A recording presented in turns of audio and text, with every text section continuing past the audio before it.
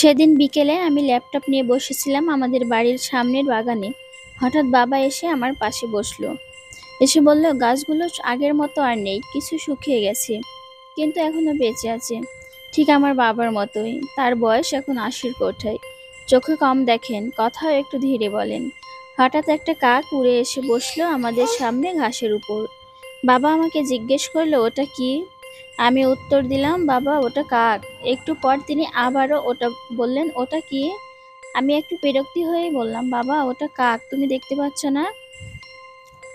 এরপর কিছুক্ষণ চুপ করে রয়ে আবার একই প্রশ্ন করলো, ওটা কি? এবার আমি রাগ ধরে রাখতে পারলাম না, কণ্ঠস্বর চড়ে গেল। আরে বাবা, আপনি কেন বারবার একই কথা জিজ্ঞেস করছেন? ওটা কাক, আমি তো বারবার বলছি, আপনি বুঝতে পারছেন না? বাবা চুপ করে গেল, কোনো কথা বলল না। চেয়ার ছেড়ে উঠে আস্তে আস্তে ঘরের ভিতর চলে গেল। আমি একরকম স্বস্তি পেলাম মনে হচ্ছিল। ওনার বয়সটা হয়তো এখন বোঝা হয়ে উঠেছে। মিনিট দশেক পর বাবা আবার এলেন, হাতে একটা পুরনো খাতা, অনেকটা ডায়েরির মতো, আমার দিকে বাড়িয়ে দিয়ে বললেন, এটা দেখবি, একবার মন দিয়ে পড়। আমি খাতাটা খুললাম। পাতাগুলো পুরনো, মলিন কাগজ, সময়ের দাগ। প্রথম পৃষ্ঠায় লেখা আছে, আজ আমার ছেলের 3 বছরের ছেলে আমাকে একই প্রশ্ন করেছে 23 বার।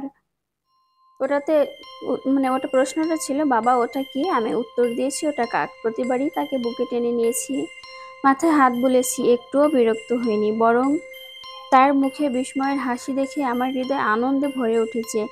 আমি থমকে গেলাম। খাতার পাতাটা ঝাপসা হয়ে উঠল, আমার চোখের কোণে অশ্রু জমে আসছিল। আমার মনে পড়ে গেল ছোটবেলায় বাবার কাঁধে চড়ে কাক, গাছ, আকাশ এসব চিনেছিলাম, অথচ আজ বাবার একই প্রশ্নে আমি তাকে ধমক দিলাম।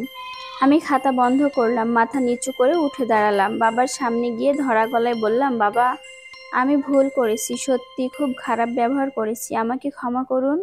বাবা কিছু বললেন না, শুধু মাথায় হাত রাখলেন, যেমন ছোটবেলায় রাখতেন, সেই একই মমতায়, সেই একই নীরব ভালোবাসায়। আজ বুঝি আমাদের বাবা মায়ের বৃদ্ধ হলেও শিশুর মতোই হয়ে যান। তাদের একঘেয়েমি প্রশ্নগুলো আমাদের জন্য ভালোবাসার নিঃশব্দ আহ্বান। অনেক সময় আমরা আমাদের বাবা মায়ের সাথে খারাপ ব্যবহার করি, উঁচু গলায় কথা বলি। কখনো কি ভেবে দেখি পরিণাম? ভালোবাসা আর কষ্ট তারা করেছেন আমাদের বড় করার জন্য। পৃথিবীর কোনো কিছু দিয়েই তাদের এই ঋণ শোধ করা সম্ভব না। একসময় যারা আমাদের মুখে শব্দ ফুটিয়েছেন, হাঁটতে শিখিয়েছেন, হাত ধরে স্কুলে নিয়ে গিয়েছেন, তাদের কিছু কিছু ভুলে যাওয়া, বারবার একই প্রশ্ন করা, ধীরে ধীরে চলা, এসব কিছু খুব বড় অপরাধ। আজ যদি মা বাবা জীবিত থাকেন, একটু সময় দিন তাদের, আর যদি না থাকে তাদের স্মৃতিকে সম্মান দিন, কারণ তারা ছিলেন বলেই আপনি আছেন। একবার ভাবুন, আপনার বাবা মাকে শেষ কবে জড়িয়ে ধরেছিলেন?